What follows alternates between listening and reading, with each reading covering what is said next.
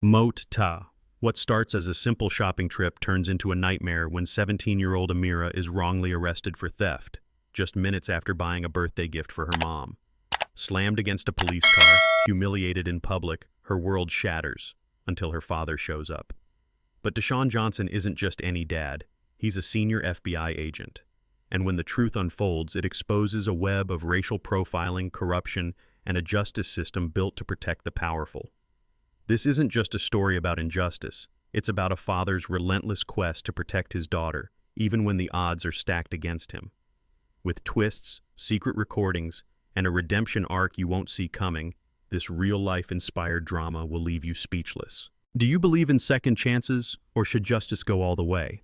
Watch till the end and tell us, was Deshaun right to show mercy? If you enjoyed this video, don't forget to like, share, and subscribe to support the channel and help us keep creating great content. TUD racist cop arrests black teen outside jewelry store, didn't know her dad's FBI, 3 minutes later. You ever see a teenage girl slammed against a patrol car in front of a crowd, just for picking out a necklace? Yeah, that happened. And 3 minutes later, her dad showed up. Not just any dad, an FBI agent. And what he did next? Let's just say, Officer Reynolds picked the wrong family to mess with. Let me back up a sec. It was a Saturday morning, bright sun, busy sidewalks, the kind of day where everything feels like it might go right.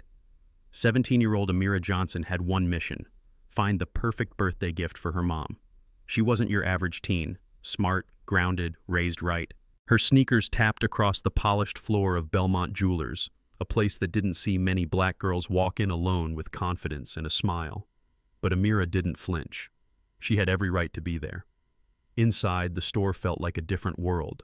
Cool air, glass counters glowing with diamond reflections. A clerk, middle-aged, tight smile, greeted her with the kind of politeness that felt a little too measured. You know the type. Amira told her what she was looking for. Something blue, delicate, something that would make her mom cry the good kind of tears. She meant it. Her dad always told her, real love speaks through action. And this was hers.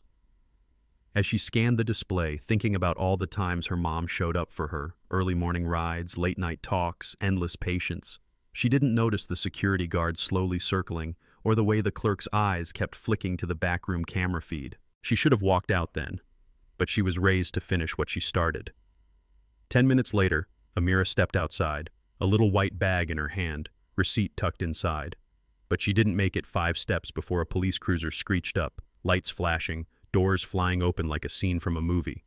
Officer Nick Reynolds stormed out, hand already on his belt. "Stop right there. Step away from the bag." Amira froze. "I didn't do anything." People gathered. Phones came out. Whispers turned into pointed stares.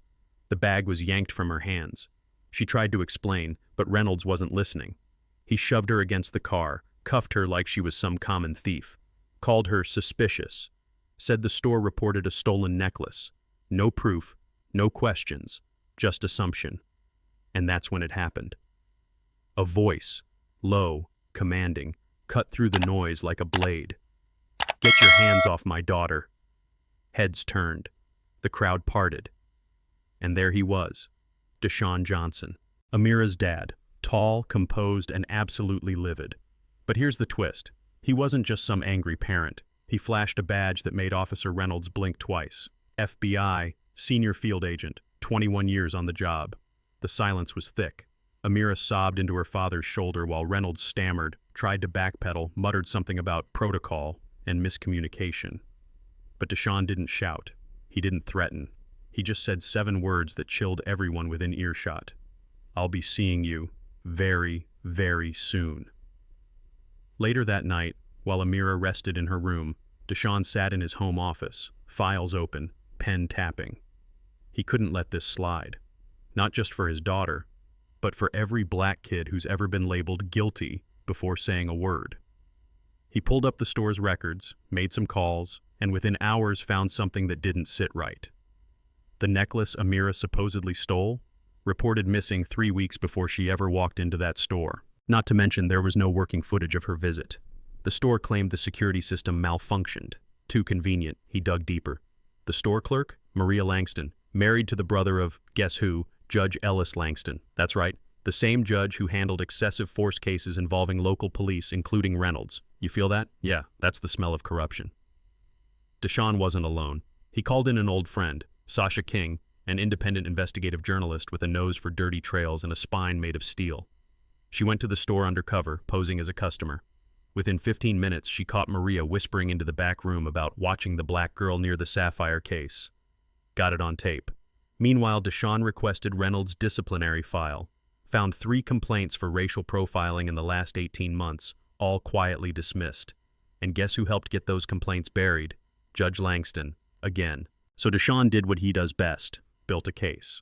But just when he thought he had it all, a twist came from the least expected place. Reynolds himself. The officer showed up at Deshaun's office unannounced, holding a folder and looking like he hadn't slept in days. "I messed up," he said, voice shaking. "I let someone else steer my actions. My brother's got ties to Langston, too." Turns out Reynolds wasn't just a bigot, he was a puppet.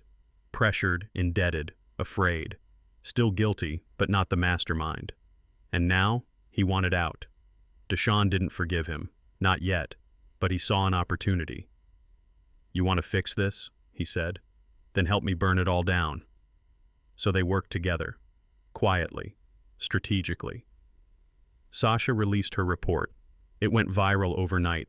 Security footage, audio recordings, a timeline that showed just how deep the rot went. The public backlash was nuclear. The mayor called for an emergency inquiry. Judge Langston was placed under review. Maria Langston was fired. The store shut down within the week. Reynolds? He resigned. Not in disgrace, but in penance. He joined a community program helping officers confront internal biases.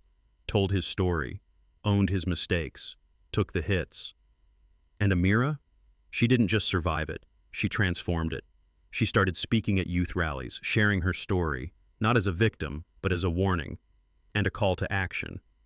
A year later, the city held a Justice Reimagined summit on the lawn of the newly opened community center, funded in part by a federal grant Deshaun helped secure. And standing on that stage, under the same sun that once watched his daughter get cuffed on a sidewalk, Deshaun looked out at a crowd full of police officers, students, leaders, skeptics, and said, "My daughter was nearly broken by a lie, but she wasn't.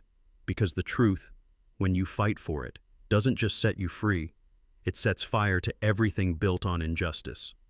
The crowd roared. Some cried. Even Reynolds, standing in the back, wiped his eyes. But before anyone could call it a happy ending, Deshaun added one last thing. "This isn't the end. Because this system, it doesn't die in one day. It dies when we stop feeding it." And with that, he walked off stage, hand in hand with his daughter, leaving the crowd stunned, angry, inspired, hopeful. So now I'll ask you, what would you have done in Deshaun's shoes? Was he right to let Reynolds walk away from the badge? Or should justice have gone further? Drop your thoughts in the comments, because in a world where silence protects power, your voice might just be the loudest weapon we've got.